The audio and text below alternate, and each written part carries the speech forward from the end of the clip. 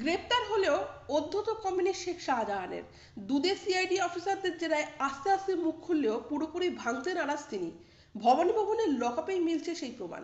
সকাল হতেই মাখন পাউরুটি, লাঞ্চে চাই মাটন, রাতেও আমিষ ছাড়া চলবে না সন্দেশখালীর বাঘের। সব মিলিয়ে সিআইডি হেফাজতেও বাদশাহী মেজাজেই রয়েছেন তিনি।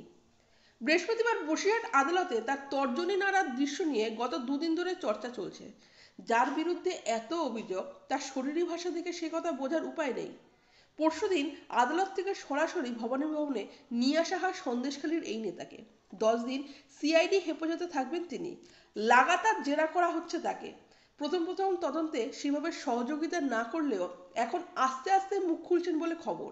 ইডির ওপর হামলার পর কোথায় গা ঢাকা দিয়েছিলেন ইতিমধ্যে তা জানিয়েছেন শেখ শাহজাহান। জানা যাচ্ছে বৃহস্পতিবার মোটের ওপর চুপচাপই ছিলেন তিনি।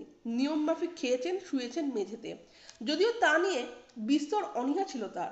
আচমকা তার জীবনের যে এইভাবে বদলে গিয়েছে সেটা যেন বিশ্বাসই করে উঠতে পারছেন না সন্দেশখালীর এই নেতা।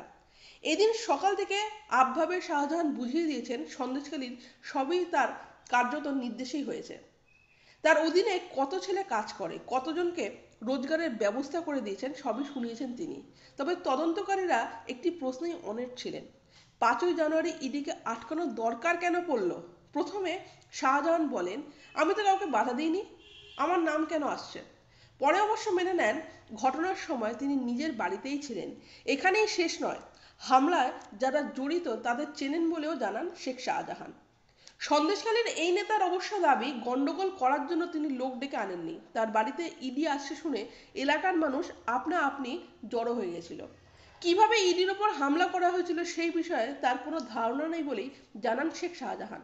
তাহলে সেই মুহূর্তে ঘনিষ্ঠদের কেন ফোন করেছিলেন? ফোন করার কথা স্বীকার করলেও গন্ডগোলের নির্দেশ তিনি দেননি, এই কথাই জানান সন্দেশখালীর নেতা। এমনকি ইডির লুট হওয়া ল্যাপটপ সহ অন্যান্য সামগ্রীর হদিশও তার কাছে নেই বলে জানিয়েছেন শেখ শাহজাহান। তার কথায়, আমার কাছে ওসব নেই, ওসব আসেও নি, কোথায় আছে আমি কিভাবে বলবো?